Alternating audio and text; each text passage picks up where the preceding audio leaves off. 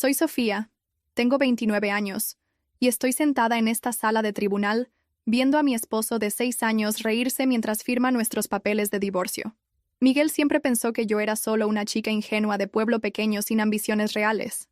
Poco sabía que mientras él me engañaba con su compañera de trabajo, yo estaba construyendo un imperio justo bajo sus narices.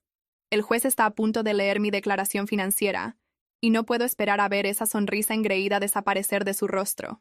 Antes de contarte cómo la expresión de mi pronto ex esposo cambió completamente, déjame saber desde dónde estás viendo y presiona ese botón de me gusta y suscríbete si alguna vez has tenido que defenderte cuando nadie esperaba que fueras capaz. Era una chica de pueblo pequeño de Tennessee que se mudó a Nashville para estudiar contabilidad en la Universidad de Vanderbilt. Tenía grandes sueños de trabajar en finanzas corporativas a pesar de mi origen humilde. Mis padres siempre me habían enseñado el valor del trabajo duro y ahorrar dinero, lecciones que resultarían invaluables años después. Conocí a Miguel en una cafetería cerca del campus universitario. Estaba ahí estudiando para un examen de análisis financiero cuando él se acercó a mi mesa. Era un estudiante de Derecho de tercer año de una familia tradicional de abogados de Nashville, y irradiaba ese tipo de confianza que solo viene de nunca haber tenido que preocuparse por el dinero ni un solo día en su vida. Tienes potencial, solo necesitas la orientación correcta, fueron sus primeras palabras hacia mí, mirando mi libro de texto de contabilidad extendido sobre la mesa. En ese momento, pensé que era un cumplido. Ahora me doy cuenta de que fue tanto un insulto como una vista previa de toda nuestra relación.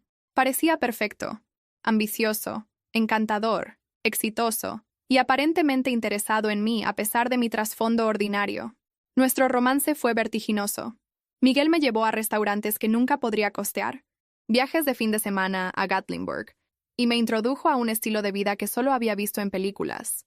Pero desde el principio, constantemente estaba mejorando mis gustos y círculo social. Criticaba mi ropa de Target, sugería que me cortara el cabello de una manera más sofisticada, y hacía comentarios sutiles sobre que mis amigos de la universidad tenían una visión del mundo limitada. Estaba ganando un ingreso modesto trabajando medio tiempo como asistente de contabilidad en una firma pequeña. Amaba mi trabajo, los desafíos analíticos y la satisfacción de ver los números encajar perfectamente. Miguel, sin embargo, se refería a ello como mi trabajito, y frecuentemente sugería que ni siquiera necesitaba trabajar. ¿Por qué agotarte por centavos cuando puedo darte todo lo que necesitas?, decía, sin entender que mi carrera se trataba de más que dinero. Se trataba de mi identidad e independencia. Después de 18 meses de citas, me propuso matrimonio durante un fin de semana romántico en Gatlinburg. El anillo era deslumbrante, el champán caro y el momento perfectamente orquestado para máximo impacto. Varias personas en el restaurante incluso aplaudieron. Se sintió como un cuento de hadas, y dije que sí sin dudarlo. Nuestra boda fue una ceremonia íntima en Savannah, Georgia. Mi elección a pesar de la presión de su familia por algo más grandioso en Nashville. Mirando hacia atrás, me di cuenta de que esa fue una de las pocas veces que logré mantener mi posición contra las expectativas de la familia Hernández. Al menos fue en una ubicación respetable, aunque fuera simple, comentó su madre. Esperanza, con una sonrisa tensa que no llegaba a sus ojos. Ese fue mi primer sabor real de cómo su familia me veía, como alguien que no era lo suficientemente buena para su hijo. Después de nuestra luna de miel en el Caribe, nos mudamos a su casa en Belmed, uno de los vecindarios más exclusivos de Nashville. Todo era elegante, caro y frío, muy parecido a su familia. Traté de agregar toques personales, fotos, arte colorido, plantas, pero Miguel prefería la estética minimalista que mostraba riqueza en lugar de nuestra personalidad como pareja. Las primeras señales de problemas aparecieron en cuestión de meses. Miguel cuestionaba cada decisión de decoración que hacía, criticaba mi elección de amigos, y hacía comentarios sutiles sobre mi carrera. La contabilidad es tan común, dijo una vez después de conocer a algunos de mis colegas. Tienes el potencial para ser excepcional, pero lo estás desperdiciando en teneduría de libros para empresas que nadie conoce. Traté de encajar en su círculo social. Las esposas de otros abogados y ejecutivos que pasaban sus días comprando en spas o planeando eventos de caridad. Eran lo suficientemente agradables conmigo en persona, pero nunca me sentí verdaderamente aceptada. Escuché a una de ellas en una cena referirse a mí como el experimento de Miguel con la clase media. En lugar de defenderme, Miguel después sugirió que tratara más duro de encajar. Quizás actualizara mi guardarropa o tomara clases de tenis. Solo necesitan ver que estás haciendo un esfuerzo por adaptarte a nuestro estilo de vida, explicó, como si mi identidad fuera algo que moldear y corregir. Esos primeros años fueron una mezcla confusa de lujo y soledad.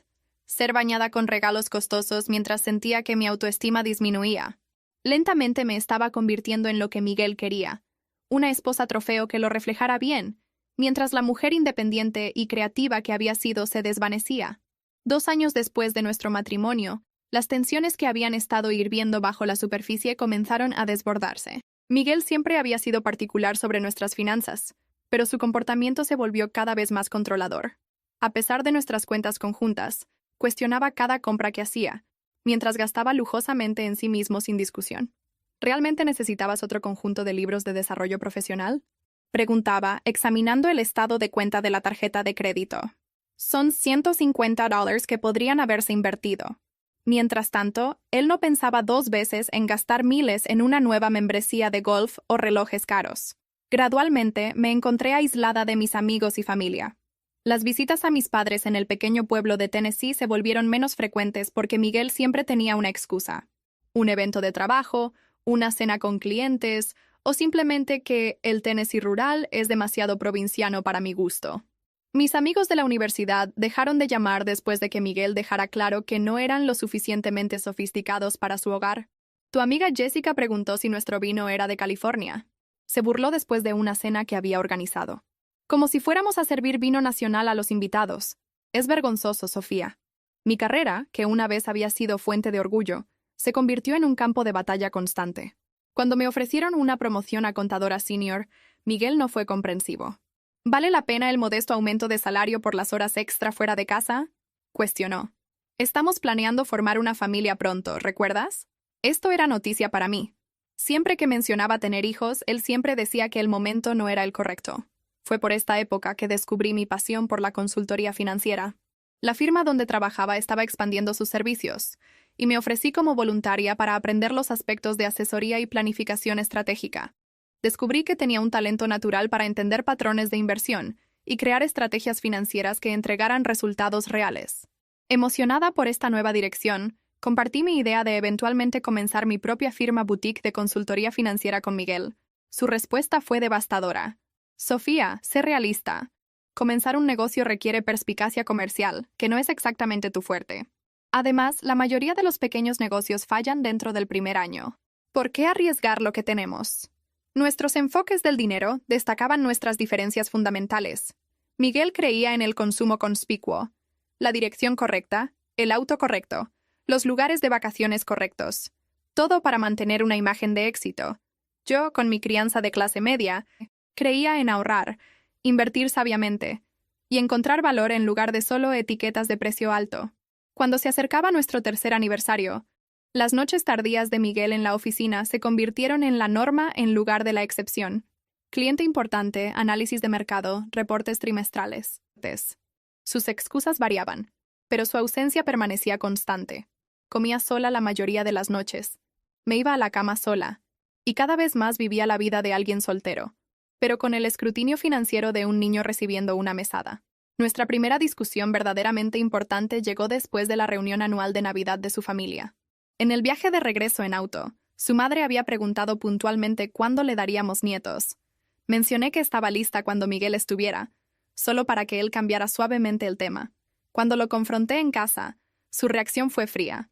Los niños son una responsabilidad y gasto masivo, dijo, aflojándose la corbata. Con tu carrera modesta y las expectativas de mi familia, cualquier hijo nuestro necesitaría fondos fiduciarios, educación privada, las conexiones correctas. No estamos ahí financieramente aún. ¿No estamos ahí aún? Cuestioné, genuinamente confundida. Miguel, tú ganas 6 cifras. Tu familia tiene riqueza generacional. ¿Qué estamos esperando? Su respuesta fue reveladora. Mi dinero no es el problema. Tú aún no te has establecido apropiadamente. ¿Qué contribuirías al futuro de un niño? El dolor de sus palabras se enquistó por días. Su actitud desdeñosa hacia mi carrera. Insignificante, llamó a mi salario durante otra discusión. Solidificó algo en mí. Necesitaba independencia financiera, no solo para mí, sino para mi cordura. Esa semana abrí una cuenta bancaria separada en un banco diferente. Establecí un pequeño depósito directo de mi sueldo. No lo suficiente para que Miguel se diera cuenta si revisaba nuestras cuentas conjuntas, pero lo suficiente para comenzar a construir algo propio. Simultáneamente, comencé a educarme sobre independencia financiera. Leí libros sobre inversión, tomé cursos en línea gratuitos sobre gestión empresarial y me suscribí a boletines sobre emprendimiento. Todo esto lo hice en modos de navegación privada, cuidadosa de no dejar rastros digitales, para que Miguel descubriera. La mujer que una vez había sido conquistada por gestos grandiosos y cenas caras lentamente despertaba a la jaula dorada en la que vivía y planeaba su escape, un pequeño paso a la vez. Mientras Miguel continuaba sus noches tardías en el trabajo, comencé a sentar las bases para mi independencia. Usando mis crecientes ahorros separados, registré una pequeña entidad comercial, Soluciones Financieras Sofía, y construí un sitio web simple pero profesional mostrando mi portafolio y servicios. Mi primer desafío fue encontrar tiempo para trabajar en mi negocio sin que Miguel supiera.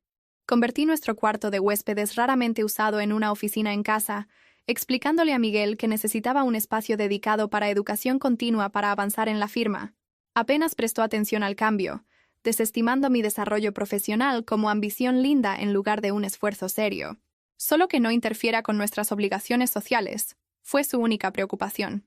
Mi primera clienta llegó por un golpe de suerte en nuestra cafetería local.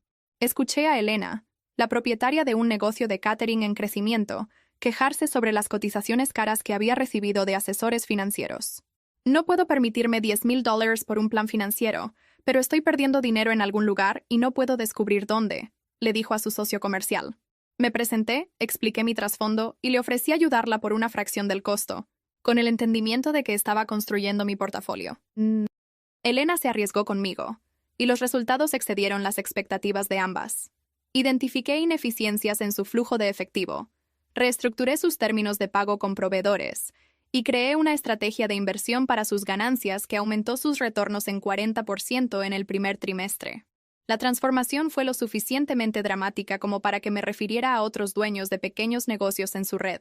Trabajar con Elena no solo me dio mi primera historia de éxito, sino también una amistad genuina, algo que había estado perdiendo en el círculo social curado de Miguel. Era auténtica, trabajadora, y apreciaba mis habilidades de una manera que mi esposo nunca había hecho.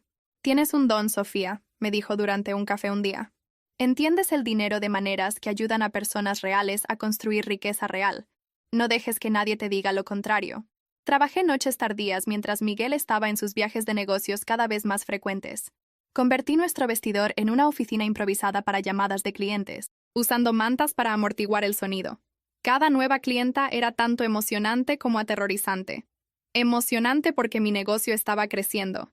Aterrorizante porque el descubrimiento significaría confrontación. La curva de aprendizaje fue empinada. Cometí errores, cobrando de menos por proyectos complejos, ocasionalmente prometiendo demasiado en plazos. Pero aprendí rápidamente.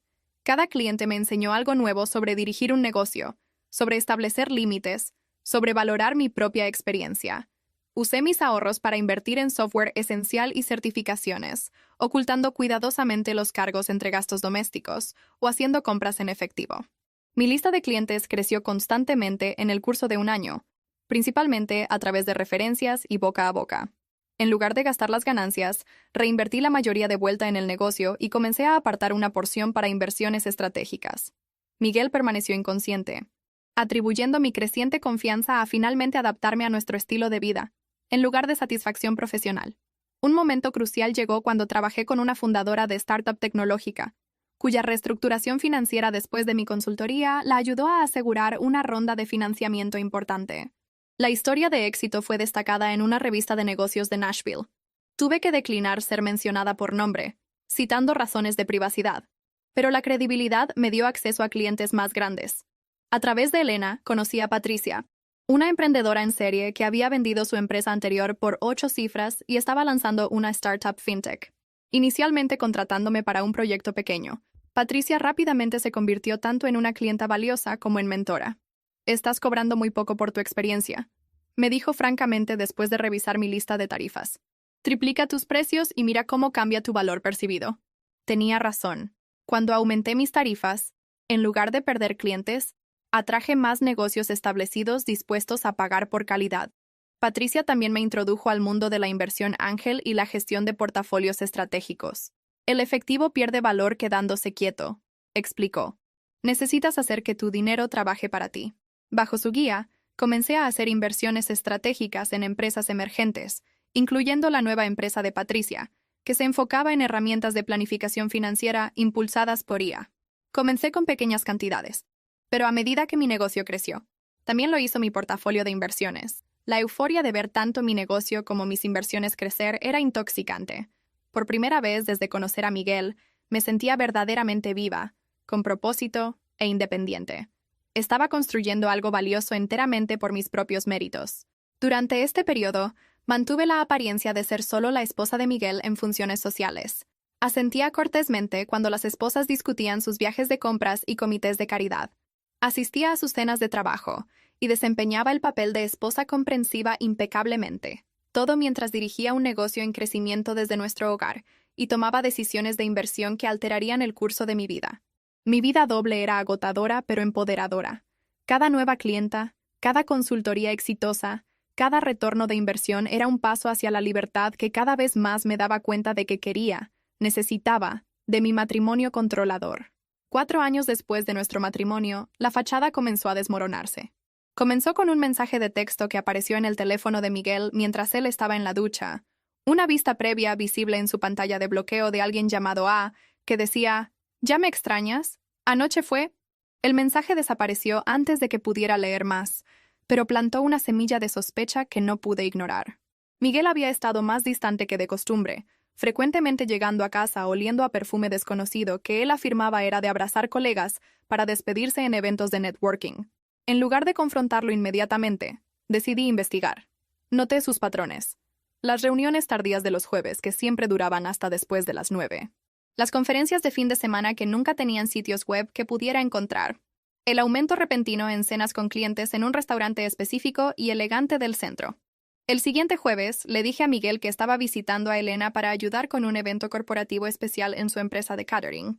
En lugar de eso, estacioné mi auto cerca del restaurante que él frecuentaba y esperé. A las 8:30, su BMW entró al estacionamiento.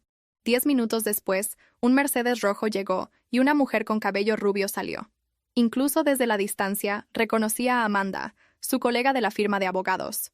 Los vi abrazarse de una manera que los colegas nunca lo harían.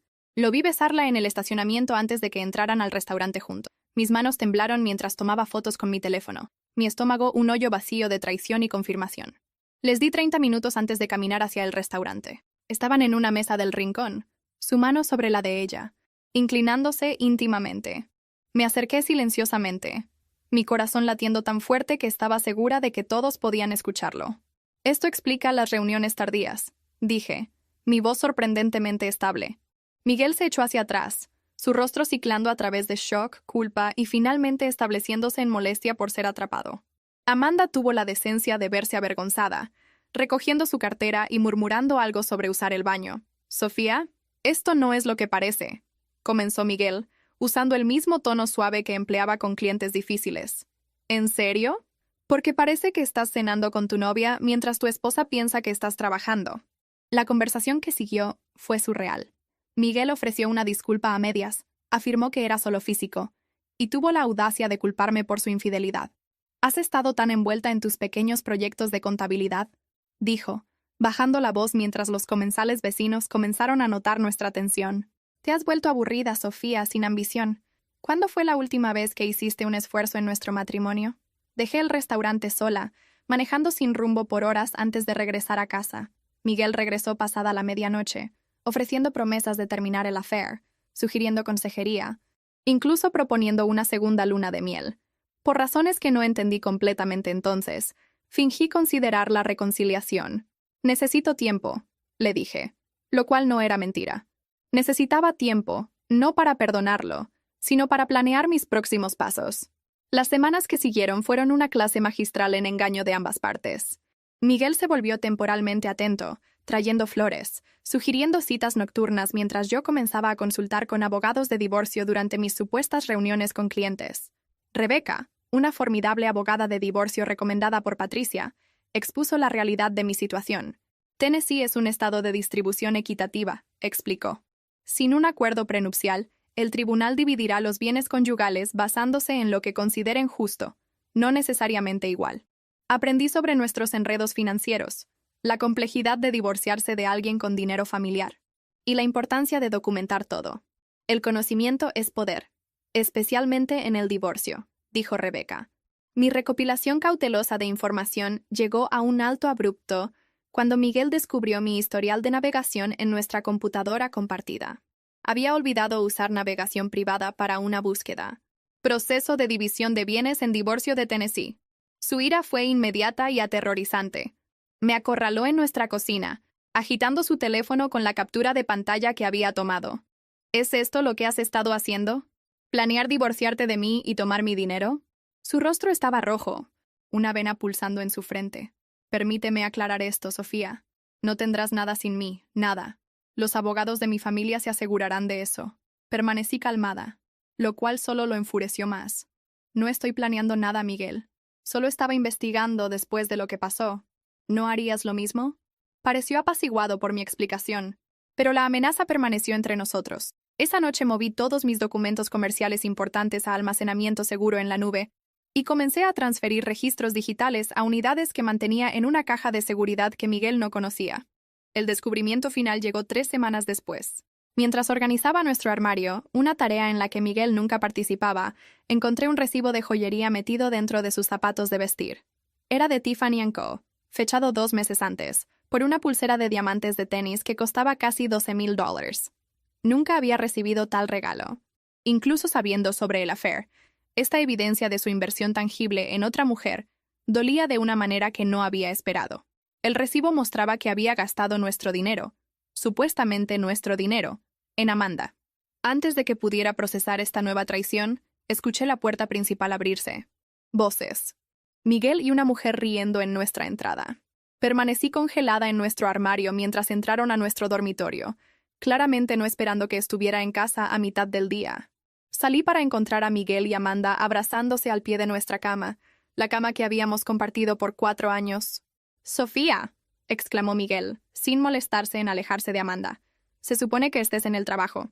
«Tomé mediodía», respondí, sorprendida por mi propia compostura. Claramente debería haber llamado primero. Lo que siguió no fue la confrontación emocional para la que las películas me habían preparado. En lugar de eso, Miguel se volvió fríamente pragmático. «Bueno, esto me ahorra tener que tener una conversación difícil», dijo, enderezándose la corbata. «Quiero un divorcio, Sofía. Amanda y yo estamos planeando un futuro juntos». Su confianza era absoluta mientras delineaba sus términos. Él generosamente me permitiría conservar mis artículos personales y un pequeño acuerdo que me ayudaría a ponerme de pie. La casa, nuestras inversiones, incluso los muebles que habíamos comprado juntos permanecerían suyos. Mis abogados estarán en contacto, concluyó, aparentemente confundido por mi falta de histeria o súplica. Deberías encontrar otro lugar donde quedarte comenzando esta noche. En realidad, dije, como esta también es legalmente mi residencia, me quedaré. Tú y Amanda son bienvenidos a encontrar un hotel. Su rostro se oscureció ante mi desafío, pero Amanda tiró de su brazo. Vámonos, Miguel. Podemos lidiar con esto después. Mientras se iban, Miguel se volvió con un último golpe. Te arrepentirás de no tomar mi oferta generosa. Para cuando mis abogados terminen, tendrás suerte de poder pagar un parque de casas móviles en la peor parte de Nashville. Cerré la puerta detrás de ellos, me recosté contra ella, y por primera vez desde descubrir su affair, sonreí. Miguel no tenía idea de lo que se venía. El día después de que atrapé a Miguel y Amanda en nuestro dormitorio, él sacó la mayoría de su ropa y artículos personales de la casa. Cambié las cerraduras esa misma tarde, legalmente cuestionable, pero me dio tiempo para documentar apropiadamente nuestras pertenencias antes de que pudiera remover algo valioso. La presunción de Miguel sobre mi ingenuidad financiera rápidamente se hizo aparente en la oferta inicial de acuerdo que su abogado envió. Un pago único de $50,000 y 6 meses de gastos de vida. A cambio, no haría reclamos sobre ninguno de nuestros otros bienes, incluyendo la casa que había ayudado a amueblar y mantener por 4 años. Está probando las aguas, explicó Rebeca cuando le mostré la oferta. Está asumiendo que no conoces tus derechos o el verdadero alcance de tus bienes conyugales. Con la orientación de Rebeca, rechacé formalmente la oferta y comencé el proceso de descubrimiento financiero, un mecanismo legal que requiere que ambas partes divulguen todos los activos y pasivos. La respuesta de Miguel fue hacer que su abogado demorara y ofuscara en cada momento. Esta es una táctica estándar, me aseguró Rebeca. Están esperando agotar tus recursos y paciencia hasta que aceptes menos de lo que mereces. Lo que Miguel no se daba cuenta era que no dependía de sus divulgaciones. Había estado rastreando nuestras finanzas conjuntas meticulosamente por años, incluyendo cuentas que él pensaba que yo no conocía. Más importante, tenía mis propios recursos crecientes de los que él no sabía nada. Después de consideración cuidadosa y consulta con Rebeca, tomamos una decisión estratégica. Yo retendría temporalmente el verdadero alcance de mi negocio e inversiones durante las fases iniciales de negociación. La ley de Tennessee generalmente consideraba que los negocios comenzados durante el matrimonio eran propiedad conyugal, pero Rebeca identificó una excepción potencial basada en el hecho de que Miguel había desalentado activamente mi negocio y no proporcionó apoyo, financiero o de otro tipo, en su creación. Revelaremos todo en el momento correcto, me aseguró. Pero por ahora, dejemos que crea su propia narrativa sobre ti. Mientras el proceso legal avanzaba lentamente, Miguel lanzó una ofensiva social. Los amigos mutuos comenzaron a evitar mis llamadas. Las invitaciones a eventos sociales se secaron. Incluso nuestros vecinos, que siempre habían sido amigables, se volvieron fríamente profesionales. Después supe que Miguel había estado esparciendo una narrativa de que yo lo había engañado, que estaba mentalmente inestable, y que él se estaba divorciando de mí a pesar de sus mejores esfuerzos por salvar nuestro matrimonio. En los círculos donde el nombre de su familia tenía peso, su versión de los eventos fue aceptada sin cuestionamiento. El dolor de este exilio social fue inesperadamente agudo. Personas con las que había compartido días festivos, celebrado hitos, compartido confidencias, todas desaparecieron de mi vida basándose en las mentiras de Miguel, todas excepto Elena y Patricia, que nunca vacilaron en su apoyo. Las personas que creen chismes sin escuchar ambos lados no valen tu energía, me dijo Elena sobre pasteles de emergencia en su cocina de catering después de un día particularmente difícil. Concéntrate en construir tu nueva vida, no en lamentar la antigua. Los intentos de Miguel de intimidarme escalaron cuando se dio cuenta de que no iba a aceptar silenciosamente sus términos. Hubo llamadas telefónicas nocturnas con amenazas apenas veladas sobre asegurarme de que nunca trabajes en esta ciudad otra vez, e incluso una sugerencia de que reportaría mi negocio por irregularidades fiscales, una amenaza vacía ya que mis finanzas comerciales estaban meticulosamente documentadas. Su familia se unió a la campaña de presión. Su madre Esperanza llamó para razonar conmigo. Siempre supimos que no eras la correcta para Miguel, dijo, su voz goteando con descendencia. Pero te aceptamos porque él te eligió. No hagas esto difícil, Sofía. Toma lo que se está ofreciendo y sigue adelante con dignidad. Mantuve mi compostura a través de todo, una habilidad que había perfeccionado durante años de soportar menosprecios sutiles en las reuniones familiares de los Hernández. Gracias por tu preocupación, Esperanza. Me guiaré por el consejo de mi abogada. La sobreconfianza de Miguel comenzó a trabajar en su contra. Creyendo que no tenía recursos para pelear una batalla legal prolongada, cometió varios errores críticos. Falló en revelar cuentas de inversión de las que yo tenía documentación. Subreportó el valor de su portafolio de acciones. Afirmó que ciertos activos eran propiedad separada cuando habían sido claramente comprados con fondos conyugales. Rebeca documentó cada discrepancia meticulosamente, construyendo un caso que eventualmente socavaría su credibilidad con el tribunal. Mientras tanto, mi empresa experimentó crecimiento exponencial durante el periodo de separación. Un plan de reestructuración financiera que diseñé para una cadena regional de restaurantes los ayudó a evitar la bancarrota y triplicar sus ganancias, llevando a características en publicaciones de la industria.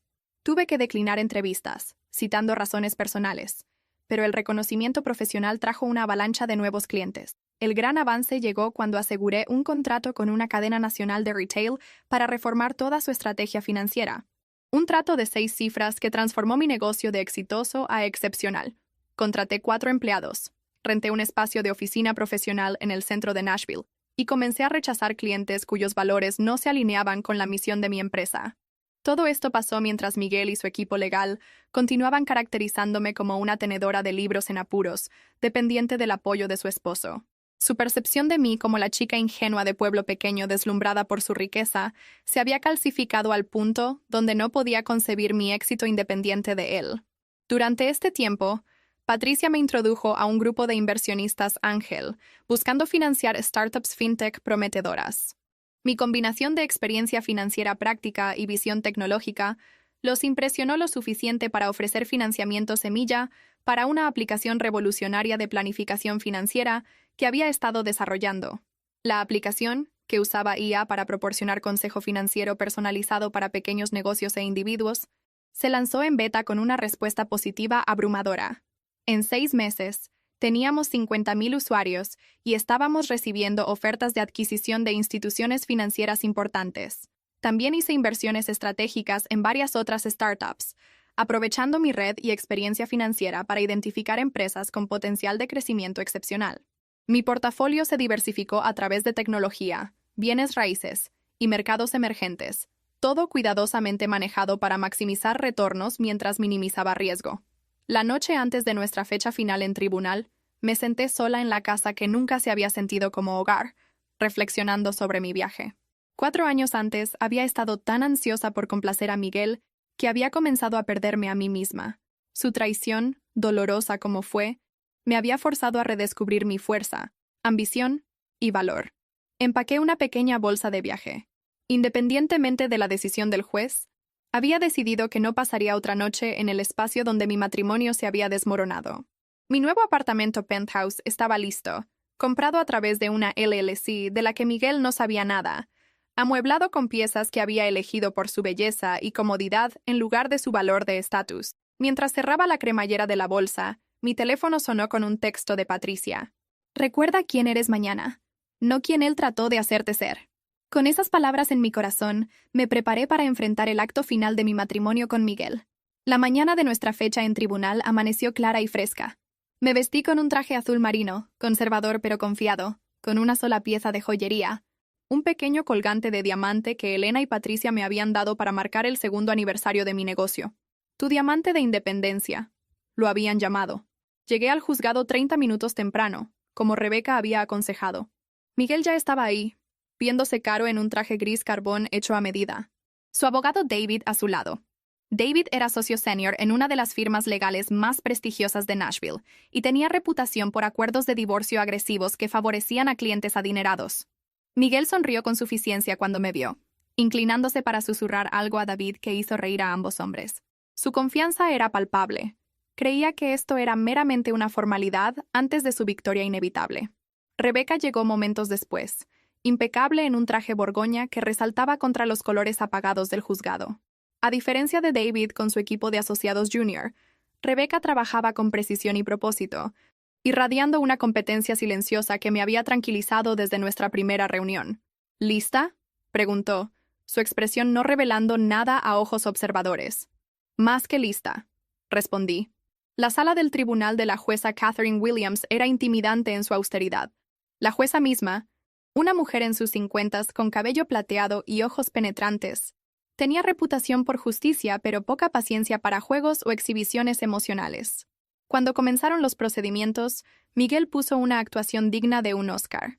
Su testimonio lo pintó como el esposo devoto que había apoyado las ambiciones de carrera modestas de su esposa, solo para ser repagado con ingratitud y demandas irrazonables en el divorcio. Solo quiero una resolución justa, su honor, dijo, su voz modulada para transmitir decepción razonable. He ofrecido a la señora Sofía un acuerdo generoso que le permitiría mantener un estilo de vida cómodo mientras reconstruye su carrera. David presentó su caso para la división de activos, destacando la riqueza familiar de Miguel como propiedad separada, minimizando mis contribuciones a nuestros activos conyugales, y sugiriendo que la casa, comprada principalmente con sus ganancias, debería permanecer como su propiedad. Durante toda su presentación, mantuve mi compostura, ni reaccionando a las fabricaciones de Miguel ni revelando mis emociones. La jueza Williams ocasionalmente me miraba, su expresión inescrutable. Cuando llegó el momento de firmar el decreto inicial de divorcio, separando nuestro estado conyugal, mientras los asuntos financieros se finalizaban, Miguel hizo un espectáculo de ello. Firmó con flourish, una risa escapando de sus labios mientras tapó su pluma Montblanc. Mientras regresaba a su asiento, pasó lo suficientemente cerca para disfrutar volviendo a la granja de tus padres. La presentación de Rebeca comenzó metódicamente, su enfoque un contraste marcado con los argumentos teatrales de David. Presentó evidencia de los engaños financieros de Miguel durante nuestro matrimonio, las cuentas ocultas, el gasto lujoso en Amanda, el patrón de control financiero. Su honor, dijo Rebeca, El señor Miguel no ha sido honesto sobre el alcance completo de los activos conyugales como requiere la ley de Tennessee. Sometió documentación de cuentas que Miguel había fallado en revelar, incluyendo fechas, números de cuenta y saldos aproximados. Miguel se movió incómodamente en su asiento mientras Rebecca continuaba, su expresión engreída dando paso a miradas nerviosas hacia David. David solicitó un receso breve, que la jueza Williams negó. Creo que deberíamos continuar, consejero. Estoy particularmente interesada en escuchar sobre estos activos no revelados. La atmósfera en la sala del tribunal se tensó mientras Rebecca metódicamente desmanteló los engaños financieros de Miguel. La expresión de la jueza Williams se volvió cada vez más severa mientras la evidencia se acumulaba.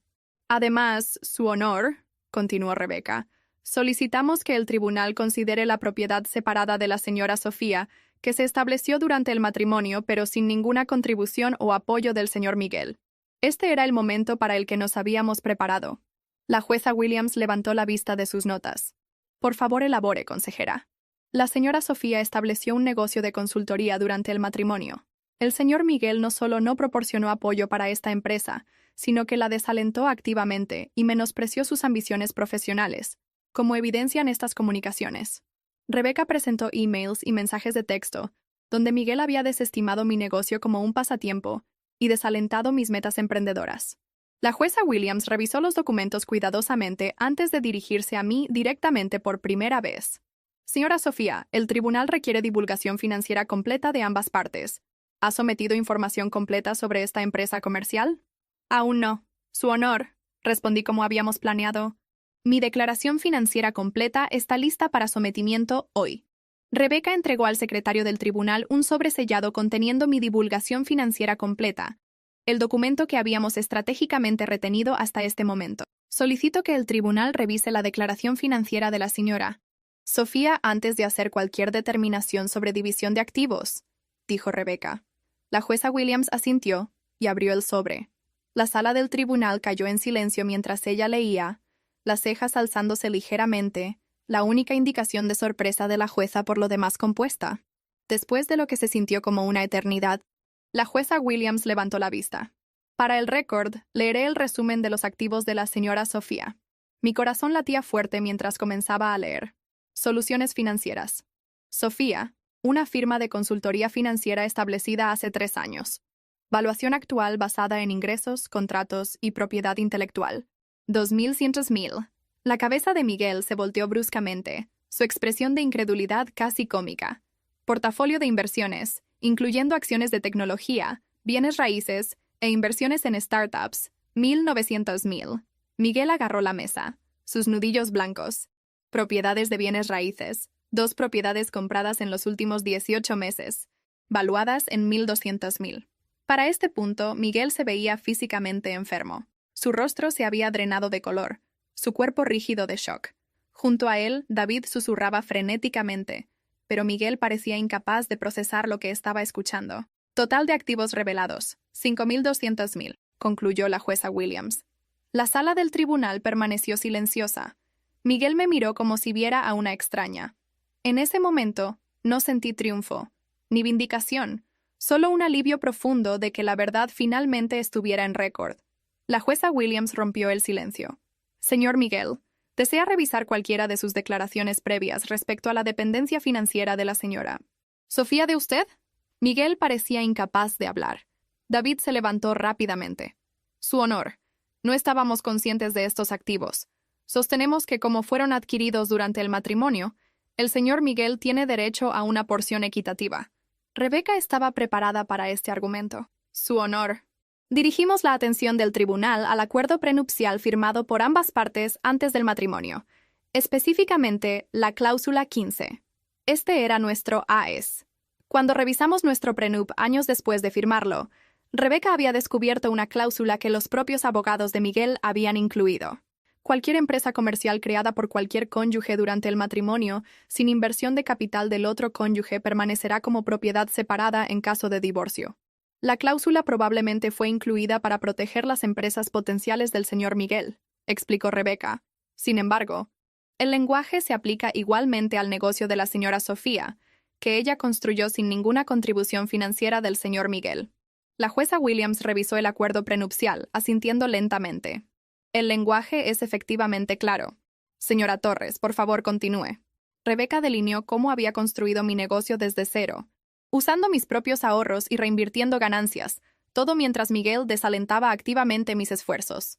Presentó declaraciones de clientes y mentores atestiguando mi trabajo independiente y perspicacia comercial. Durante toda la presentación de Rebeca, observé a Miguel, el hombre que se había reído mientras firmaba nuestros papeles de divorcio solo horas antes, ahora sentado congelado. Su comportamiento confiado se había hecho pedazos. Amanda, que había estado sentada en la galería, se escabulló de la sala del tribunal, su expresión inescrutable. La jueza Williams tomó 20 minutos para revisar todos los documentos antes de entregar su fallo. Cuando regresó, su decisión fue clara. Basándose en la evidencia presentada y los términos del acuerdo prenupcial, el tribunal encuentra que Soluciones Financieras Sofía y el portafolio de inversiones resultante constituyen propiedad separada perteneciente únicamente a la señora Sofía. Miguel hizo un sonido estrangulado, algo entre un jadeo y una protesta. Además, continuó la jueza Williams, dado el fallo del señor Miguel de revelar completamente los activos conyugales como requiere la ley, el tribunal está inclinado a ver la división de los activos conyugales restantes en una luz más favorable a la señora Sofía. El resto de su fallo fue un borrón de términos legales, pero el resultado fue claro. Mantendría mi negocio, mis inversiones y mis propiedades. Adicionalmente, recibiría una porción mayor de nuestros activos conyugales reales debido al engaño de Miguel. La casa se vendería con los ingresos divididos según la fórmula de la jueza que me favorecía fuertemente. Mientras nos levantábamos para irnos, Miguel se me acercó, su abogado tratando sin éxito de detenerlo. ¿Planeaste esto?, siseó, su rostro contorsionado con ira y humillación. Todos estos años, solo estabas esperando para derribarme. Miré al hombre que una vez había amado, ahora un extraño consumido por su propia narrativa de victimización. No, Miguel. Construí algo mientras tú estabas ocupado destruyendo lo que teníamos. Esa es la diferencia entre nosotros.